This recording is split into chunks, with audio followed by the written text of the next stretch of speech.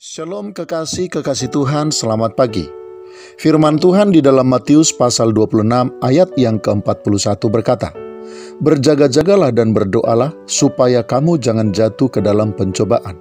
Roh memang penurut, tetapi daging lemah." Kekasih Tuhan, pernyataan ini disampaikan oleh Tuhan Yesus kepada murid-muridnya yang tertidur saat Tuhan Yesus meminta mereka agar ikut berdoa bersama dengan dirinya. Namun tidak ada satupun dari antara murid-murid itu yang melakukannya. Sehingga tepat seperti yang dikatakan oleh Tuhan Yesus, malam itu juga murid-murid itu benar-benar tergoncang setelah melihat peristiwa yang terjadi.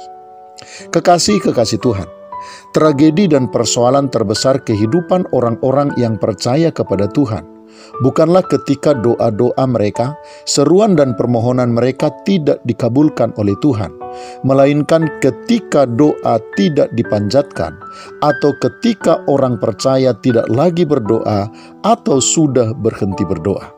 Hidup tidak akan pernah berhenti, tidak juga akan ada di dalam persoalan yang sangat berat, hanya ketika doa belum dijawab, bahkan ketika doa tidak dijawab sama sekali. Hanya sedikit saja atau bahkan hampir tidak ada orang yang berdoa akan menjadi lemah, goyah, hilang pengharapan hanya karena doa-doanya tidak dijawab oleh Tuhan. Sebab ketika seseorang mau datang menghampiri Tuhan dalam doa, maka sesungguhnya kekuatan yang baru yang berguna untuk meneguhkan mereka dalam menghadapi setiap pergumulan hidup sudah didapatkan.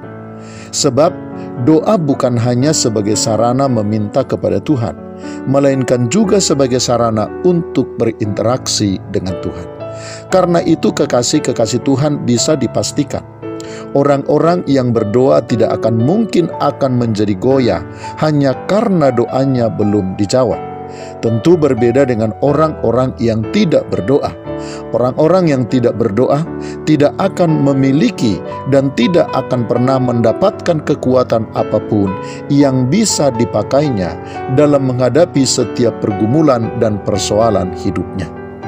Itulah sebabnya kekasih Tuhan, orang-orang yang tidak pernah berdoa dan yang tidak mau berdoa pada akhirnya pasti akan selalu goyah dalam menghadapi pergumulan dan persoalan apapun di tengah-tengah dunia ini.